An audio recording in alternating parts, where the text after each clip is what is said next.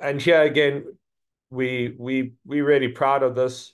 For those of you that have been following the company over the last 2 years while we've been building our project portfolio, you've seen these triangles not only multiply across the Southern African region, but also turn into actual active projects.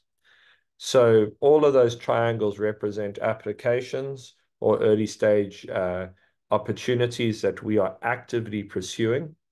And they will then turn into projects that the company has the option to move off and sell to option partners to move along.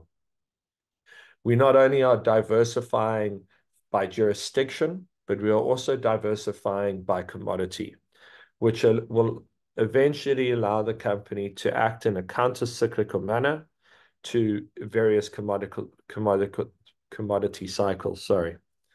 So when we have the opportunity to option off our gold projects, the value that is generated from that will allow us to purchase or acquire or peg projects that are not in vogue, such as potential rare earth or uranium projects or copper projects.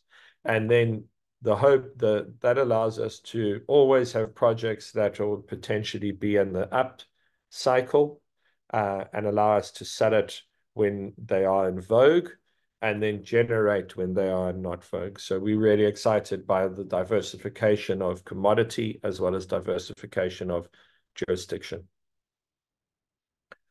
Right now, we are active in the whole of Southern Africa, but in terms of where we have applications, we have got in Zambia as well as in Namibia. Those are currently applications, and we can discuss them further once they are granted to us. We then have our active projects, and the one that everyone is aware of is the Erongo Gold Project, which was recently optioned out to Fortress Capital or Fortress Asset Management for a total consideration of over $11.5 million over 3 years, as well as a 2% net smelter royalty across the entire project. This is our pipeline and how we manage where our money is being spent to make sure that we never we're not just sitting on ground to sit on ground, but also to make sure that we have enough projects to sell in order for us to continually move forward. So we must make sure that we never have more than up to 4 projects in each of these, from conceptual all the way to pre-discovery, that we can be efficient not only with our cash and our internal resources, but also be efficient with making these projects move through the exploration curve. Again, here are two active options or sales that have happened in the last 24 months.